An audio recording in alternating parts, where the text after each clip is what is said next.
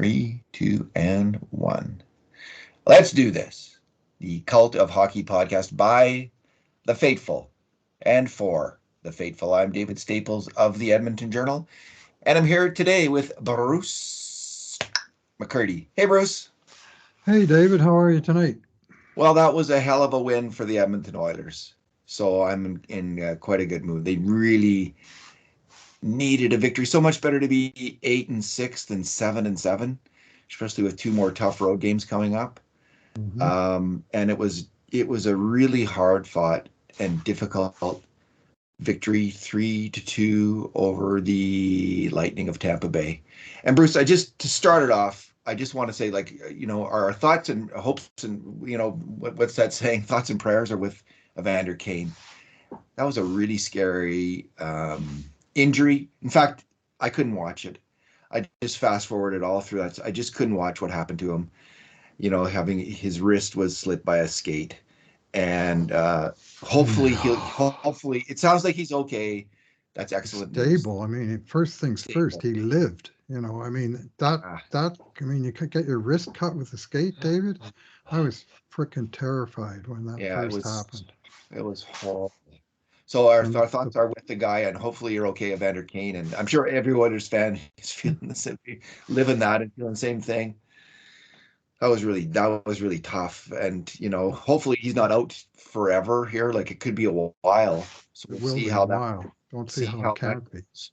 Yeah. Well, you So, just never know, right? You never there's no know. way you lose that much blood in that short amount of time without it being a really deep cut. It's just not physiologically possible. I don't think to bleed that much from any kind of a superficial wound, but all we can hope is that nothing major was slashed. And I mean, the great news is that he's stable, and they're evaluating, and will probably undergo some kind of procedure later tonight. But he sure got attention very quickly, which obviously is a big part of it.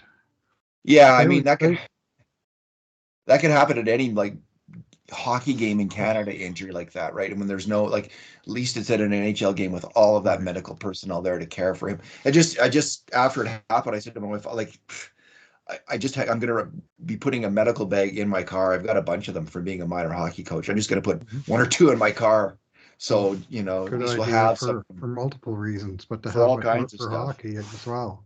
Yeah. But So holy anyway, that moly. was a very scary moment, and again, our thoughts are with Evander Kane. Bruce, let's get right into it. Huge Oilers win, absolutely huge, Yeah.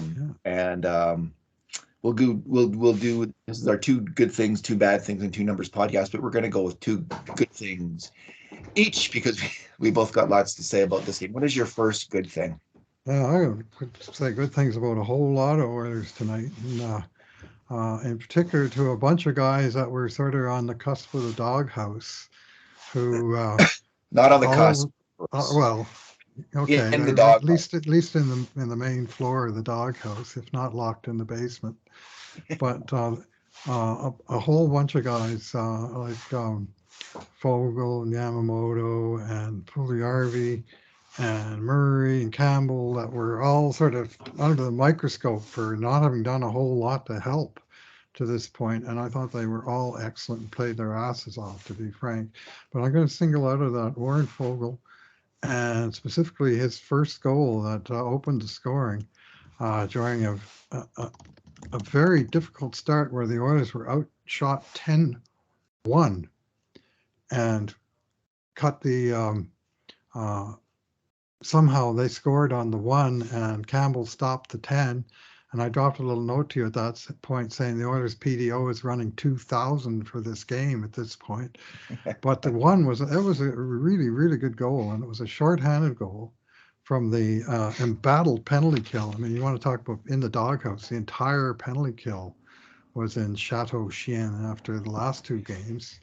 And tonight they killed how many?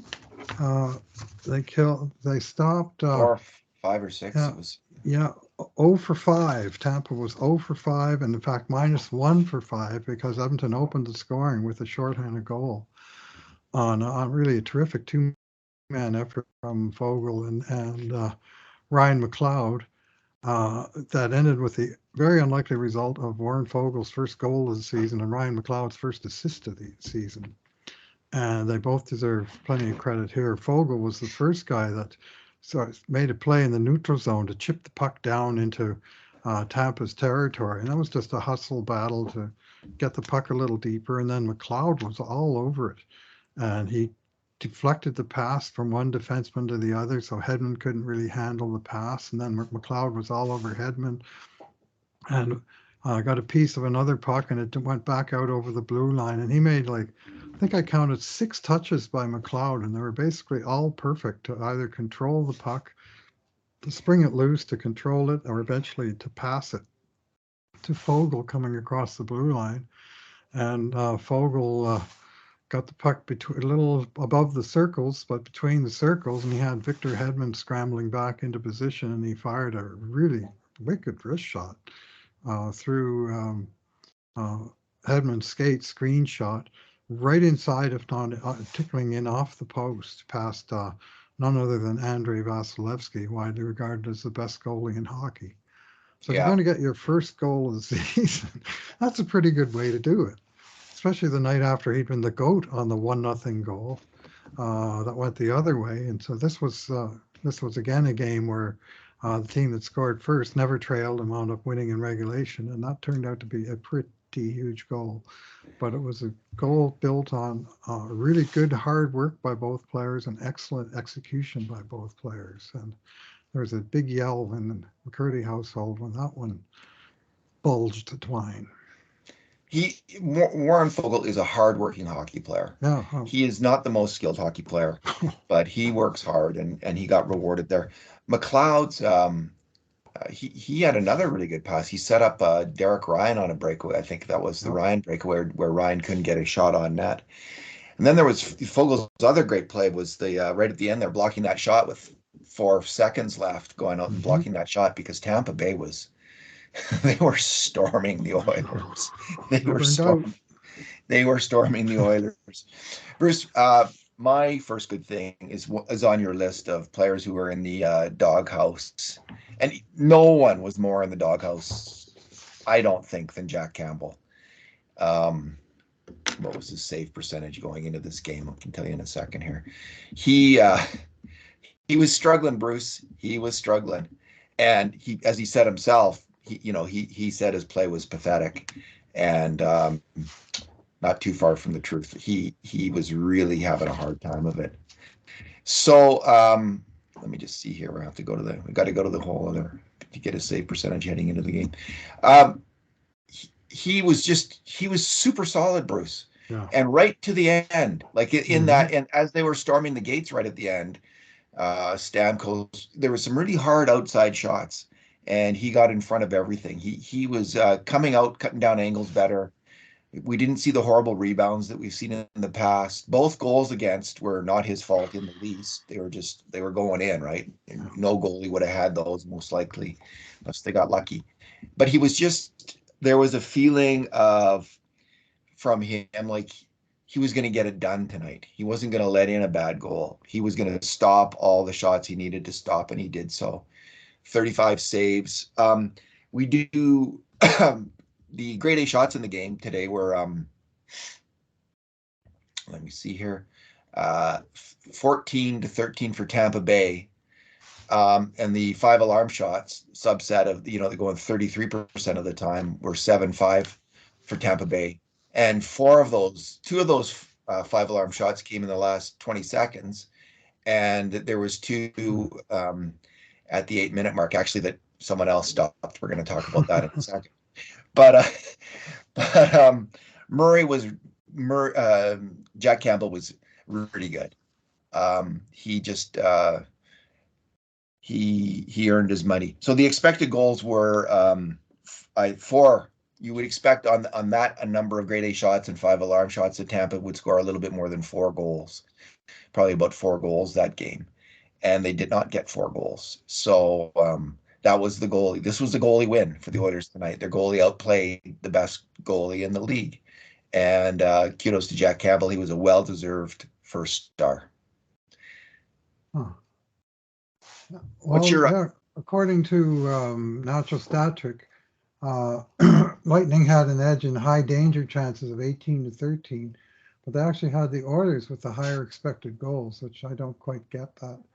3.4 to 2.7, but I don't actually quite 2.7 understand for that. Tampa. Yeah, No, I don't buy it. no.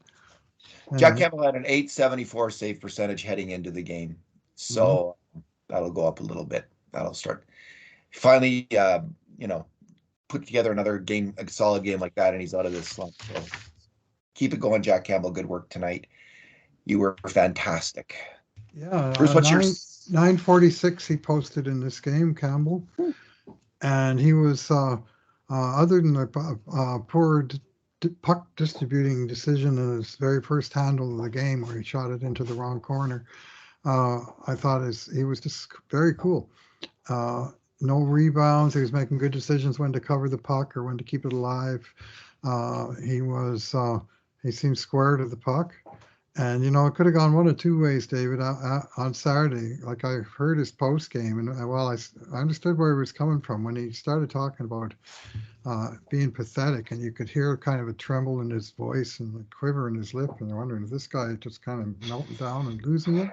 And then he said, I have to be better for my team, and I'm going to be better, and he lives up to that in spades. This was a big time goaltending performance on a night Oilers really needed it. And they've been needing one for a while. Well, they got one tonight. I didn't mind what he said when I heard the whole quote.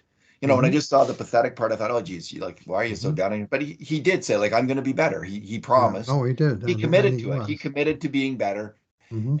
and he was. So I didn't mind him saying that. What's your second good thing, Bruce? I'm going to go with the defense pair of Cody Ceci and Brett Kulak that was put together, and they've kind of revised that. And I noticed that.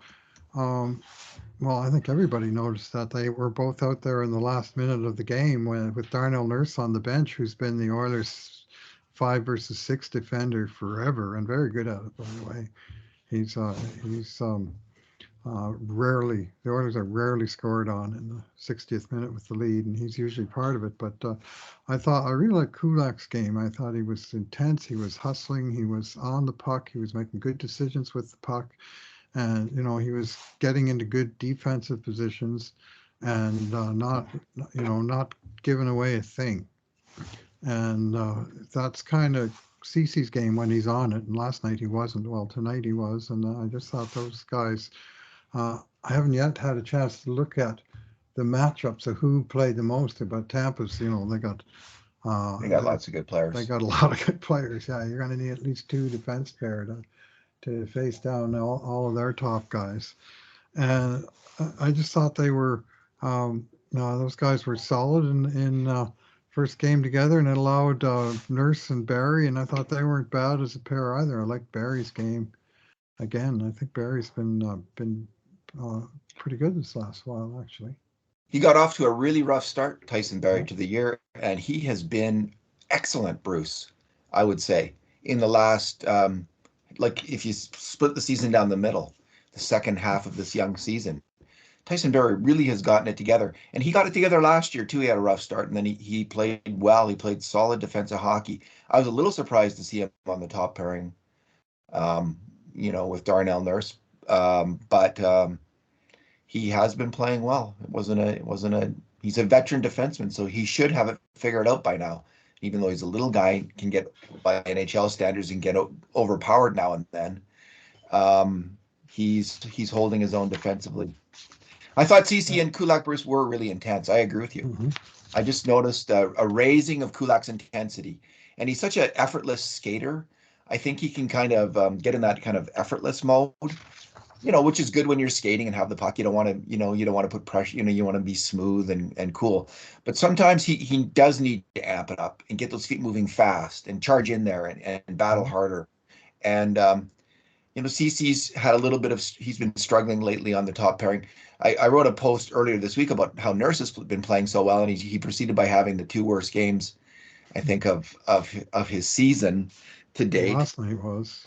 last night. He was okay tonight, but I can see why they went if it was a decision, if Nurse wasn't hurt, and I don't think he was. I can see why they went with Kulak and Cece. Those two guys were getting it done. And you just want to go with what's working, man. You need to win this game. So they stuck with those guys. Now they almost did get scored on, but they got it done in the end. Well, Kulak, using him as a proxy, his top 5 opponents tonight were Kucherov, 9 minutes, Hagel, point. So basically, their first line, 9 minutes each. Victor Hedman and Eric Chernak. Like that's basically Okay. Tampa's first unit. And he Yeah. hard matched against them because he was 8 or 9 minutes against all of those guys. And otherwise, 4 minutes against their second defense pair, Sergachev and this Nick Perbix, came out of nowhere for me, and less than 2 minutes against everybody else on the Bolts.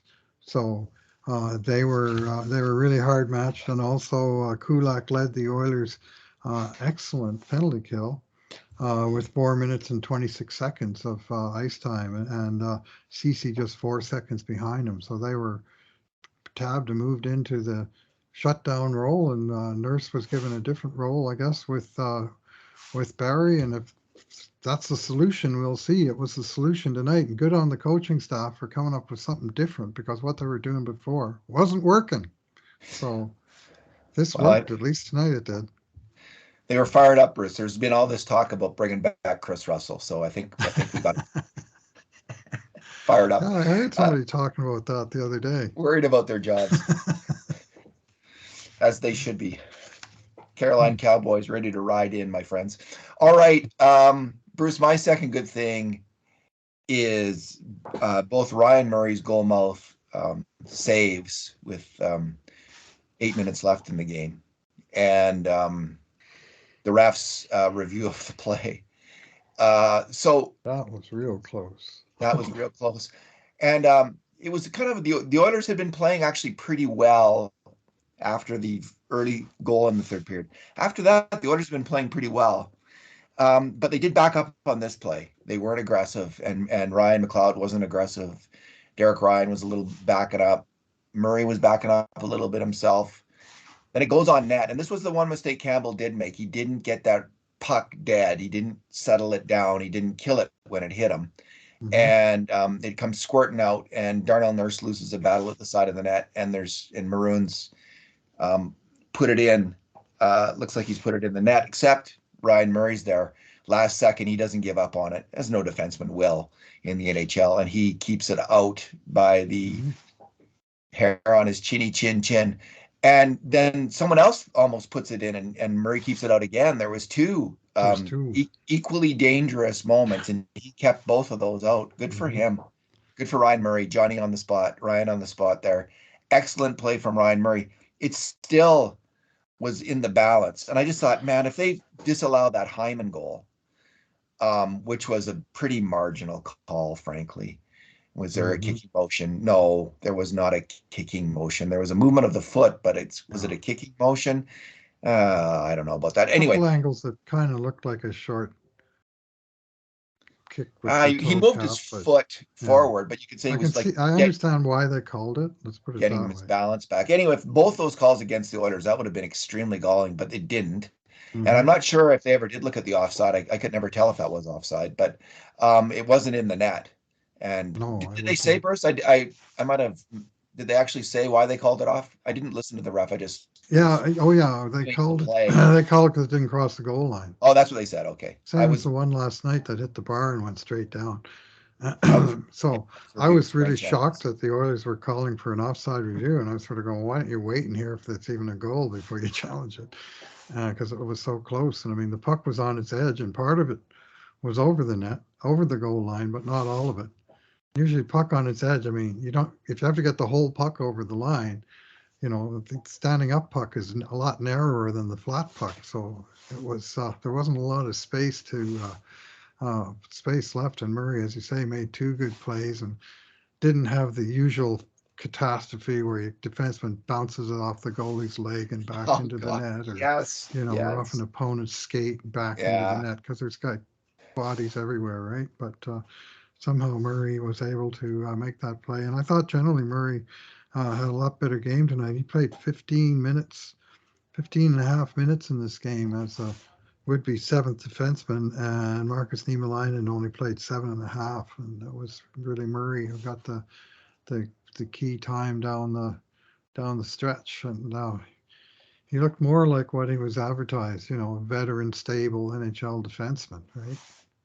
It's And going to be some time before they forgive Marcus Niemelainen for that goal in the New Jersey game, Bruce. I have a feeling that kind of plays sears into the coach's memory pretty strongly. The breakaway by Jesper Bratt. Okay, I agree. Murray looked better tonight. Bruce, bad things? What's your bad thing? yeah, I got the performance of the linesman in this game. I did not like the performance of the linesman, and particularly one very specific play uh, where well, there was two plays where they completely muffed the new, well, it's not even new anymore. It's been around for a few years now, the hybrid icing rule, where the rule forever has been you win the race back to the hash marks and they blow it down before there's any conflict near the boards. And Tyson Barrie was going back to get to the puck. He easily beat his man, number 90, Vlad Nemestikov, to the hash mark. Nemestikov was going faster, and the linesman decided, oh, well, it looks like he might actually win the race to the puck. The race isn't to the puck, buddy. It's to the hash marks. And so by the time Barrie realizes that, he's not calling it.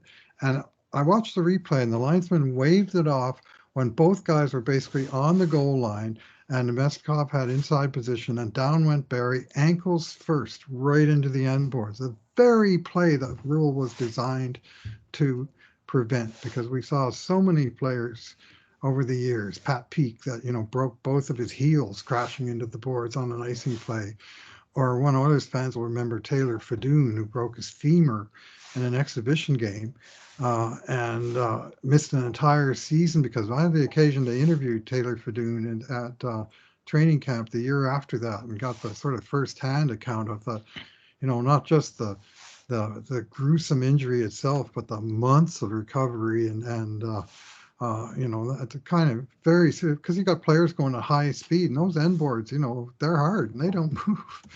And it's like, you might as well be driving into a cement wall. And to me, that linesman absolutely blew it, and he endangered an NHL player, and he should be disciplined, frankly, because that is the kind of call. Their job one, officials, all four officials, job one, player safety. Do your job. Not good enough. And Barrie got up, and he was pissed. And he was yelling at the ref. Why wasn't that icing? He was yelling at the linesman, and he had every right to be pissed because he was endangered by the late and blown call. And just not good enough. And look after your players, NHL. And as a secondary point, player safety, I would also make the point that I sure wish the players wore longer cuffs on their hockey gloves. Yeah, it was a Is there tonight. terrible, terrible non-call, I guess, or whatever he did. Terrible decision by the linesman. What was he doing? What was he doing in that play? What was he thinking? He knows the rule. And Tyson Barrie, he's just really lucky. He was able to get his feet in the right spot, so he was able to absorb the impact because his knees were bent, and his knees bent in, Right. and so one of his legs didn't get twisted. They were just it just happened he got it in the right spot that he didn't get badly injured. He could have been out. He could have had a career-ending injury because of that linesman's mistake. Season ender, yeah, for sure. And that.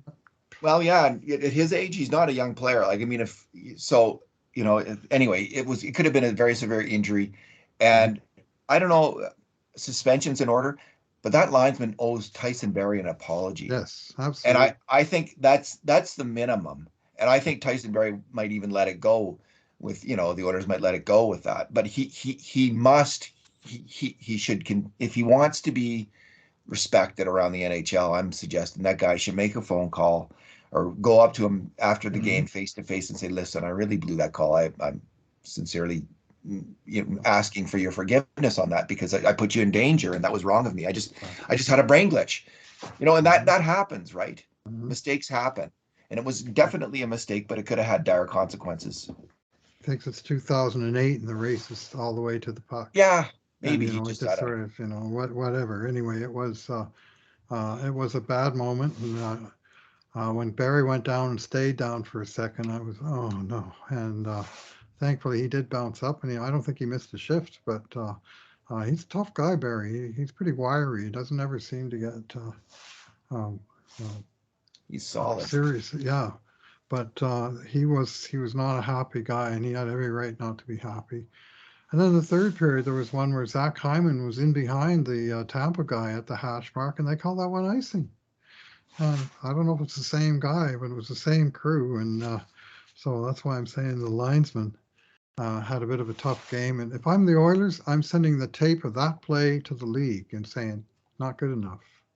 So, All right. last time I was this mad at a linesman was that time that damn fool grabbed Nail Yakupov and pulled him, lost his balance off a face-off, and decided to tackle and injure first overall draft pick. That was ridiculous. That was terrible. Yeah, that was not good. All right, my bad thing, Bruce. It's the Oilers were up 3-1 heading into the third period, and they needed this win. They just desperate for this win, and 2-goal cushion's pretty good. But my bad thing isn't that the goal itself, the goal against itself. I didn't think any of the Oilers did particularly badly. It was more of a case of brilliant execution than it was of Oilers flubbing it up. But it was the timing of it. It was 49 seconds into the period, and the Oilers they've just got to shut this team down and not let them get any momentum at all. And what happens? Draisaitl makes a play on the boards. Where he stops the guy's forward progress, but he puts it back, through Hyman to the point. There's then a shot pass and a brilliant, perfect shot pass, perfect deflection tip on it. And maybe Nurse could have been a little quicker getting to the guy. Maybe Hyman could have done a little better blocking the pass or won that battle. But it wasn't it wasn't horrendous mistakes by anyone. It was just brilliant execution, and it was horrible, horrible timing for the Oilers, because now you got 19 minutes left of the Tampa Bay Lightning in their home barn. They're pretty desperate for wins too, and you got to hold them off, and the Oilers did so. But man, that was a scary goal against from an Oilers fan's perspective. The faithful were shaking in their boots. And a recent memory of a game where the Oilers led 3-1 going into the third period, gave up one at the 1:14 mark, so basically the same, sort of first sequence of the third period. And that game they were hanging on 3-2, and they made it to the 17th minute, 57th minute, whatever you prefer. Yeah. But because it was a 1-goal lead, it was never safe, and like tonight's lead was never safe from that point on. But so that it was bad timing to give one up so early in the period, and so there's no margin for error. I mean, the margin for error was that much that Ryan Murray kept the puck out of the goal line by, right? So indeed. Bruce, what is your numero? I'm going to go with Connor McDavid's entire stat line. One night after he played 23 minutes and 57 seconds in New Jersey with a goal, an assist, 5 shots on net. This is what he did in Tampa Bay tonight after a long flight that the game crew detailed that saw the team getting their hotel rooms at 3:20 a.m. And so this is what he did tonight, 23 minutes and 41 seconds, so virtually the same. Another goal, another assist, a penalty, 27 shifts, and he had 5 shots on net, 10 shots at net, 4 hits to be among the Oilers team leaders, 1 giveaway, 2 takeaways, and then 7 out of 16 in the face-off circle. Like, he was doing it all out there. Offense, defense, he was just all over the ice, and rightly named first star of the game in the building, not on the telecast, but in what's the name of this place? Amalie Arena. He was named the That Don't first blink, star it'll of have this another game. name soon. Yeah, they're always being renamed. I just give it up. I don't care I, what they call them I anymore. call them all insert corporate name here arena. Yeah. At least it's not the Adelphia Coliseum or Enron Field, you know. Hell of a hell of a game from Connor McDavid, though. He was possessed. I thought Leon Draisaitl was possessed. Leon did have some mistakes on in the defensive end, but not from lack of hustle, man. Oh, Leon okay. was, especially as the game went on, he was just totally bearing down on defense in a way that I really approved of and thought was what we needed to see, a bounce back game in terms of intensity from that whole team. Hmm. And Leon brought it. He was really striving and really trying to win. And both the best players on the team had that kind of work ethic tonight. And McDavid almost always has it, of course. Right. He's one of the hardest working players on the ice, probably off the ice as well, every single game. Well, they recognize what a big game it was, and that's their core leadership group Yeah, right there. I mean, Draisaitl had two more block shots, a lot of hustling back checks. Another great night on the faceoff dot, 14 for 21, 67%. And he's an Oilers faceoff horse every game. yeah, Takes the most faceoffs. And he's above 50% night after night. Some nights he's in the 60s like tonight. So they both delivered, and of course they connected for the game-winning goal. Just just to add, yeah, yeah. And Draisaitl's goal was that, which one was that? Was that that was the Draisaitl's 3-1 McDavid? goal. It came out of the corner, and Leon was alone in front What and a shot! pounded What it a home. great Yeah, shot that was! That backhand shot. yeah. Like how many guys are going to score that goal? Like, More, please, from the backhand, Leon. You got a lethal backhand shot, wow. and Yeah. he's starting to use it. He's had a couple of beauty shots lately that wound up bulging the twine, so that'll probably might get him thinking he should do it a little more often. It certainly got me thinking he should do it a little more often. Well, maybe you can do the turnaround on the power play, like set up in the slot, get the pass, and do the turnaround backhand On shot the as well. backhand side, oh. Bruce, my number is 5. That's Yesa Puljujarvi's shots. Um, he probably had maybe his best game of the season, one of his best games of the season. He had a few good ones early on. This was a really great game from Puljujarvi. He was all over the ice, and late in the first period, in the last 7 minutes of the first period, he had 3 grade A shots on net. 2 of them were tip shots. One of them should have been a goal. And then one was a nice one-timer shot, kind of a low-high pass from McDavid behind the net, high to Puljujarvi in the slot, and he drove it on net. Mm-hmm. So he was firing the puck a lot. He was hustling, passing the puck to McDavid, making plays all night long, popping pucks, back checking, forward checking. He had at least a good game, maybe a great game.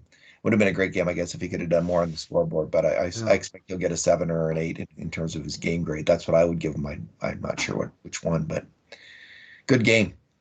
Yeah, because of the zeros for the scoring, I personally would probably grade that as 7, but a very well deserved 7. Like he was Yeah, strong and yeah, as you say, hustling, tied McDavid himself for the team lead with 5 shots, and he was going to the net with his stick on the ice and his eyes open, and at least directing pucks toward the net. And I thought he was good last night too. I really did, and I think he's looks like he may be starting to turn the corner and tie time. Or at least need yeah, more out of all of these guys.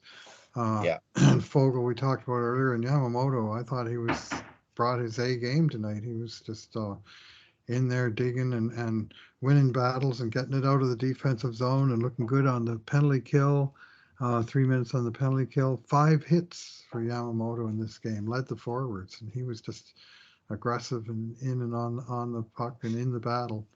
And that's nice to see because he's been frankly terrible in terms of what he's capable of versus what he's been delivering for the last quite some time. So yeah. no points, no shots, but again, a very positive arrow for Yamamoto. And let's hope they all build on it.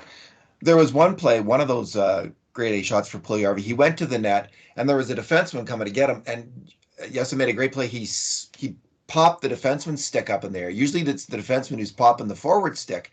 But Puljujarvi popped the defenseman stick and then got his stick firmly on the ice. He gained position in that way.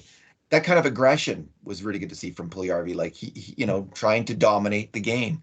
Sometimes I think he's a little bit too nice of a person and a player out there. He's got to play with a little bit more forcefulness, and we saw that tonight. Yeah. All right, Bruce. I guess we'll be talking next Thursday at Carolina and then at Florida on Saturday afternoon. It's a pretty wicked road trip. And I kind of anticipated a 1-1 start, but I thought it might be the other way around, win in Washington. And, the last time Oilers won in Tampa Bay was 2009, the year that they successfully did the fall for Hall and finished last overall by 12 points. And all they needed to do to win in Tampa was for Zach Stortini just to record the Gordie Howe hat trick.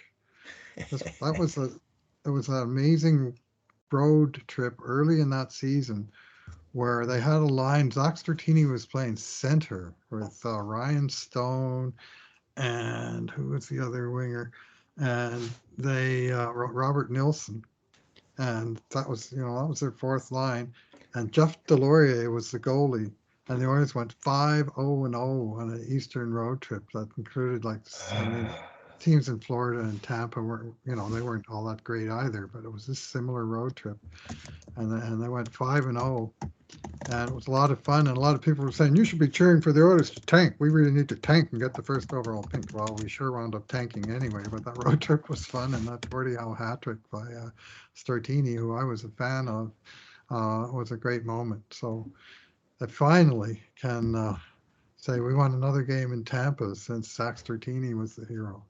So that's long enough, I'd have to say. Robert Nilsson. Now there is the name. Robert. There is a name. They traded Ryan Smith to the New York Islanders, and they got back Robert Nilsson, Ryan O'Mara, and a first-round draft pick in 2007, who turned out to be Alex Plant.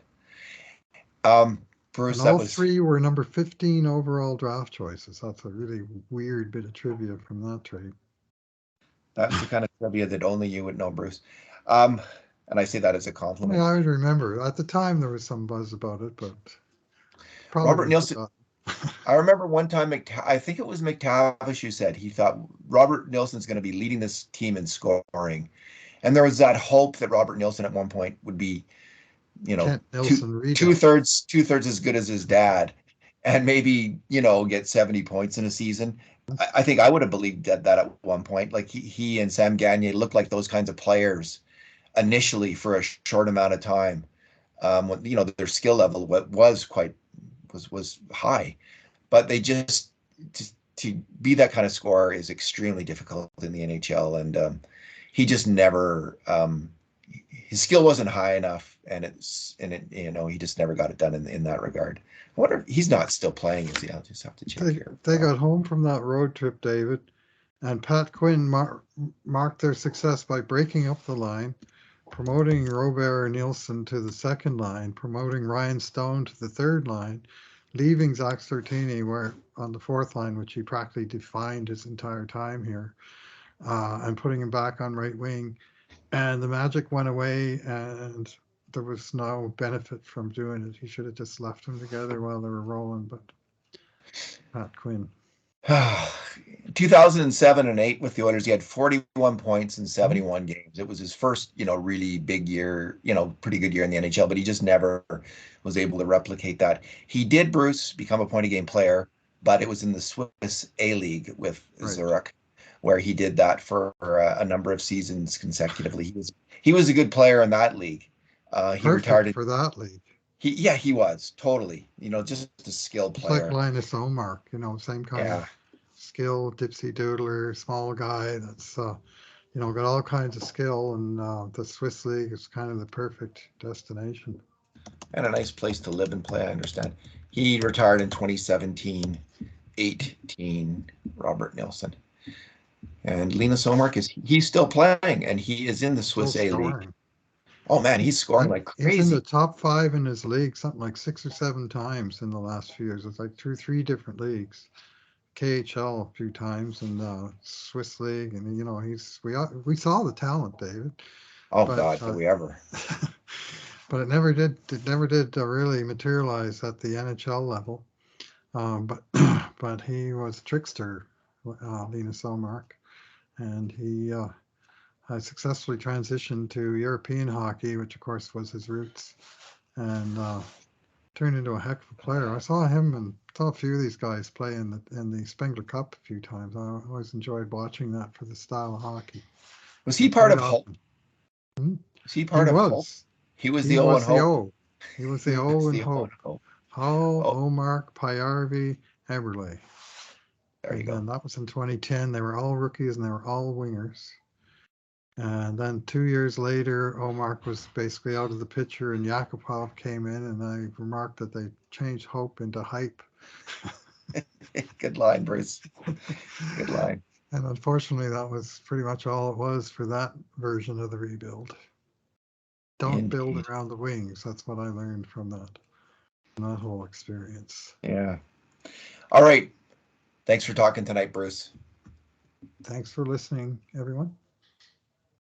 And in the meantime, and in between times, this has been another edition of the Cult of Hockey Podcast.